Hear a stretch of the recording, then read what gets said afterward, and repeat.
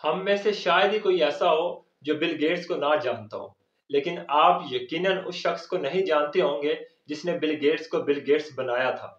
یہ Bill Gates کے career کے شروع کے دنوں کی بات ہے، جب وہ مائکروسافٹ کو بنانے کا منصوبہ بنا رہا تھا، لیکن کوئی شخص اس کی بات پہ یقین کرنے کے لیے تیار نہیں تھا۔ لوگ اس کو ڈسکریج کر رہے تھے، اور ایون کہ اس کے پیرنٹس، اساتذہ اور دوستوں کا خیال تھا کہ بل گیٹس کو تعلیم پر توجہ دینی چاہیے، اسے اعلیٰ تعلیم حاصل کرنی چاہیے، نوکری کرنی چاہیے، اور اس کے بعد باقی تمام امریکیوں کی طرح ایک مطمئن زندگی گزارنی چاہیے۔ لیکن بل گیٹس دنیا کو بدلنا چاہتا تھا۔ اس کا خیال تھا کہ سافٹ ویئر کو باقاعدہ انڈسٹری کی شکل دی جا سکتی ہے جس سے ساری دنیا تبدیل ہو جائے گی، لیکن کوئی بھی اس کی بات کو ماننے کے لیے تیار نہیں تھا۔ اس کی وجہ یہ ہے کہ ہم سب سٹیٹس کو کے لوگ ہیں، یعنی کہ ہم اپنی روٹین کو اللہ تعالیٰ کی مرضی سمجھتے ہیں، اور تمام عمر جو ہے وہ اسی روٹین میں گزار دیتے ہیں۔ لیکن ہم میں سے کچھ لوگ ایسے ہوتے ہیں جو ان اصولوں کے خلاف بغاوت کر دیتے ہیں، اب وہ پہاڑ کے اس طرف جھانکنے کے لیے اپنے گھر سے نکلتے ہیں۔ آپ نے اپنے آس پاس بھی دیکھا ہوگا نا کہ بہت زیادہ لوگ ایسے ہوتے ہیں جو روٹین کی جو زندگی ہے وہ گزار رہے ہوتے ہیں، لیکن کچھ لوگ ایسے ہوتے ہیں جن کو ہمیشہ ہی وہ چیزیں کرنے کا شوق ہوتا ہے، وہ چیزیں وہ کر جاتے ہیں جو باقی سب نہیں کر پاتے۔ لیکن جب ایسا ہوتا ہے تو پھر مسئلہ کہاں پہ پیدا ہوتا ہے؟ پھر مسئلہ یہ پیدا ہوتا ہے کہ جتنی بھی سوسائٹی جو ہے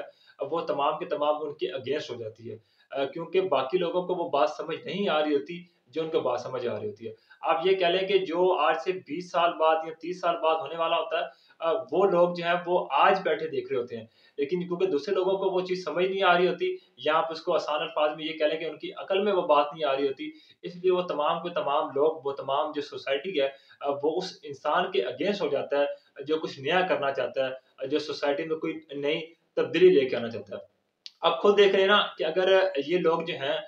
تبدیلی نہ لاتے، یا یہ لوگ جو ہیں وہ جو چینج لے کر آئے ہیں وہ نہ لاتے، تو میرا خیال ہے کہ ہم آج بھی کسی گار میں پڑے ہوتے، اور ہم وہاں پہ بیٹھے کسی بھینس کا جو ہے وہ گوشت کھا رہے ہوتے۔ اگر آج ہمارے پاس یہ ٹیکنالوجی ہے، یہ ٹچ سکرین ہے، یہ موبائل ہے، یہ جتنی بھی فیسلٹیز ہیں، یہ میرے خیال انہی لوگوں کی وجہ سے ہے جنہوں نے اس وقت اس معاشرے میں رہ کر، اس سوسائٹی میں رہ کر بغاوت کی،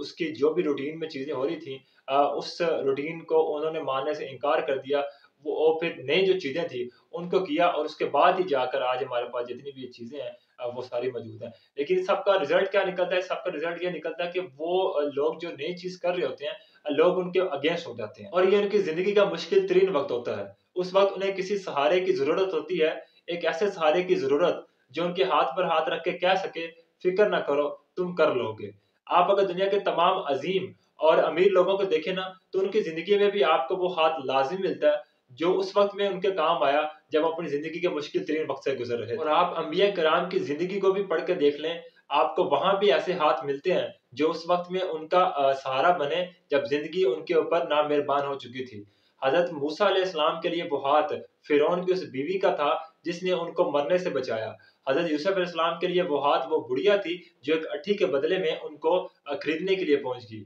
اور حضور پاک صلی اللہ علیہ وآلہ وسلم کے لیے وہ ہاتھ حضرت خدیجہ رضی اللہ تعالی عنہا کا تھا، انہوں نے اس وقت میں ان کی مدد کی جب پورا کا پورا قبیلہ ان کے مخالف ہو چکا تھا۔ آپ کو پتہ ہے نا کہ حضور پاک صلی اللہ علیہ وآلہ وسلم کو تجارت کرنے کی اجازت نہیں دی جا رہی تھی، تو اس وقت حضرت خدیجہ رضی اللہ تعالی عنہا ہی وہ واحد ہاتھ، وہ واحد سہارا تھا جو آگے بڑھی، اور انہوں نے اس وقت میں حضور پاک صلی اللہ علیہ وآلہ وسلم کی مدد کی جب تمام کے تمام لوگ ان کے مخالف ہو چکے تھے۔ اور اسی طرح بل گیٹس کو بھی اپنے کریئر کے شروع میں ایک ہاتھ کی ضرورت تھی، اور اسے وہ ہاتھ مل گیا۔ وہ ہاتھ اس کے کالج کے بس ڈرائیور کا تھا۔ بل گیٹس جب بھی بس کے اندر سوار ہوتا تو وہ بس ڈرائیور اس کی طرف ہاتھ لہراتا اور اونچی آواز میں یہ نعرہ لگا دیتا، بل تم کر سکتے ہو، میں تمہارے ساتھ ہوں۔ ڈرائیور کا یہ نعرہ، یہ آواز بل گیٹس کے لیے کتنی قیمتی تھی، آپ اس وقت تک اس کا اندازہ نہیں کر سکتے جب تک آپ بل گیٹس جیسی صورتحال سے نہ گزرے ہوں۔ وہ ڈرائیور ہمیشہ اس کو حوصلہ دیتا، بل گیٹس اگر بل گیٹس بنا ہے تو اس میں اس ڈرائیور کا بہت بڑا ہاتھ ہے۔ بل گیٹس کے اپنے الفاظ ہیں کہ ایک دن میں نے مائکروسافٹ کو چھوڑنے کا فیصلہ کر لیا تھا، میں نے سوچا میں بھی اپنی تعلیم چپ چاپ پوری کروں، ایک نوکری ڈھونڈوں اور باقی امریکیوں کی طرح ایک خوشحال زندگی گزاروں۔ لیکن اسی وقت ڈرائیور نے میری طرف دیکھ کے اپنا ہاتھ لہرایا اور بولا، بل don't worry I am with you, کہ بل پریشان مت ہو، میں تمہارے ساتھ ہوں۔ بل گیٹس کا کہنا تھا کہ ان الفاظوں کے میری کان میں پڑنے کی دیر تھی اور مائکروسافٹ بن گیا۔ ہمارے آس پاس بے شمار بل گیٹس پڑے ہیں، بس انہیں آواز دینے والا کوئی نہیں ہے، انہیں یہ بتانے والا کوئی نہیں ہے کہ ہم ان کے ساتھ ہیں۔ میں آپ تمام لوگوں سے صرف یہی کہنا چاہتا ہوں کہ آپ فکر مت کریں، آپ ٹینشن مت لیں، آپ کر لیں گے، میں آپ کے ساتھ ہوں، مجھے آپ کے اوپر پورا یقین ہے۔